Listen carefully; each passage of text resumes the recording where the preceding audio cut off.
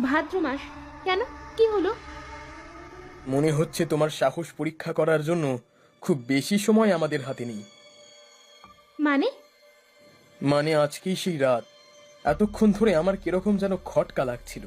অন্যদিন এই সময় গ্রামের অনেক লোকজনকে দেখতে পাই, কিন্তু আজ রাস্তাঘাটে কাউকে দেখা যাচ্ছে না। নির্ঘাত সকালে ঘরে ঢুকে দরজা আটকে বসে আছে। এ তো দারুণ ব্যাপার। বেশ, তবে আমরা যাব, আজই যাব। সন্ধ্যা হতে চলেছে। তুমি যদি সত্যি মনস্থির করে থাকো তাহলে আমাদের ওই দিকটাতে যেতে হবে। শুনেছি বাইরে থেকে নাকি কিছু দেখা যায় না যতক্ষণ অবধি জঙ্গলের ভেতরে ঢোকা হয়। আমাদের কিন্তু জঙ্গলের ভেতরে ঢুকতে হবে, মনে রেখো। সন্ধ্যাবেলা তিনজনে জঙ্গলের রাস্তা দিয়ে হেঁটে চলে। চারপাশের পরিবেশ ধীরে ধীরে বদলাতে শুরু করে। এখানের পরিবেশটা যেন একটু বেশি গুমুট। হঠাৎ কোথা থেকে একটা অদ্ভুত একটা আওয়াজ শোনা যায়। তিনজনেই শুনতে পায় সেই আওয়াজটা। অদম্য সাহস থাকলেও এবার যেন তিনজনেই কিছুটা ভয় পায়। তোমরা কি ওই অদ্ভুত আওয়াজ শুনতে পাচ্ছ? এটা কি কোনো পাখির আওয়াজ? না, এটা পাখির নয়, কিছু অন্যরকম মনে হচ্ছে। চলো সামনের দিকে এগিয়ে দেখি কি হচ্ছে ব্যাপারটা। তোমরা সত্যি সাহসী, কিন্তু আমি মনে করি আমাদের একটু সাবধান থাকা উচিত।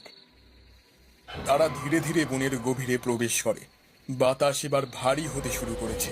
গাছের ছায়া এবং অদ্ভুত আওয়াজ তাদের ভয়টাকেও যেন বাড়িয়ে তুলেছে আস্তে আস্তে। জঙ্গলের ভেতরে ঢুকে ওরা একটা উজ্জ্বল আলো দেখতে পায়। আলোটা ধপ ধপ করছে, যেন ইঙ্গিত করে ওদের তিনজনকে কাছে ডাকছে। দেখ, আমার মনে হয় ওই আলোটার দিকে এগিয়ে যাওয়া উচিত। ওটা কিসের আলো? মনে হচ্ছে এবার আমরা ঠিক জায়গায় পৌঁছে গেছি। আমার মনে হয় এই ধরনের কিছু দেখা আমাদের জন্য একেবারেই উচিত হচ্ছে না। আমরা কি এটা ঠিক করছি? দেখাই যাক না কি হয়। আলোটা কিন্তু আমার বেশ রহস্যজনক লাগছে। ওখানে কি তবে জিনেদের সেই হাট? তারা আলোর দিকে এগিয়ে গেল। আলোটা যেন অদ্ভুত রকমের।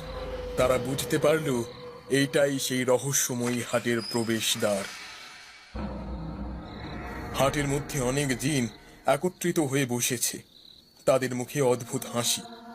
তারা যেন অধীর আগ্রহে এই তিনজনের জন্যই অপেক্ষা করছিল। আমরা কাদের দেখতে পাচ্ছি? এরা তো মানুষের সন্তান না। এত সাহস! কিভাবে তোমরা এখানে আসলে?